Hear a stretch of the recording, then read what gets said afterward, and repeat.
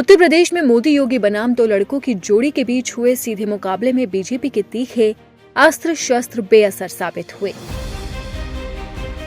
चुनाव परिणामों ने तमाम राजनीतिक पंडितों के गुणागणित को खारिज करते हुए बीजेपी को बड़ा झटका दिया। यूपी में पश्चिम से लेकर पूर्वांचल तक हर जगह बीजेपी का किला दरका और उसे बीते चुनाव के मुकाबले 28 सीटों का सीधा सीधा नुकसान उठाना पड़ा। मोदी योगी के गढ़ में बीजेपी की सीटों की संख्या घटकर आधी रह गई। खुद प्रधानमंत्री नरेंद्र मोदी की जीत का अंतर काफी कम हुआ। प्रदेश में आधा दर्जन से अधिक केंद्रीय मंत्रियों को भी जनता ने नकार दिया। उत्तर प्रदेश में मोदी योगी के नेतृत्व में बीजेपी ने चरणवार मुद्दे बदले और रणनीति भी।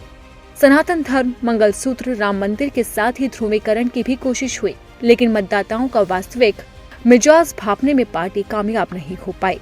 वहीं सपा का पीडीए यानी कि पिछड़ा दलित और अल्पसंख्यक फॉर्मूला संविधान बदलने और आरक्षण खत्म करने का दाव अपेक्षाकृत असरदार दिखा।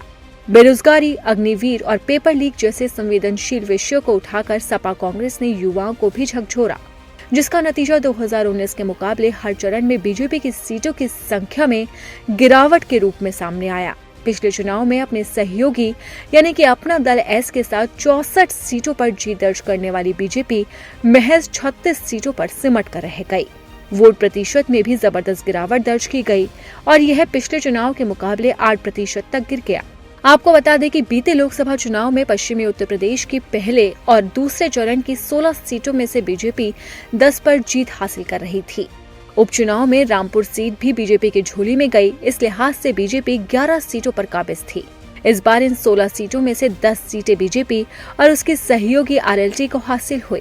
वहीं तीसरे चरण की 10 सीटों में पिछले चुनाव में बीजेपी को 8 और सपा को 2 सीटों पर संतोष करना पड़ा था। इस बार सपा की सीटें बढ़कर 6 हो गई, जबकि बीजेपी की घटकर 4 रह गई। पिछले चुनाव में चौथे चरण की सभी 13 सीटों पर बीजेपी काबिज हुई। इस बार ये आंकड़ा घटकर महज 8 पर सिमट गया।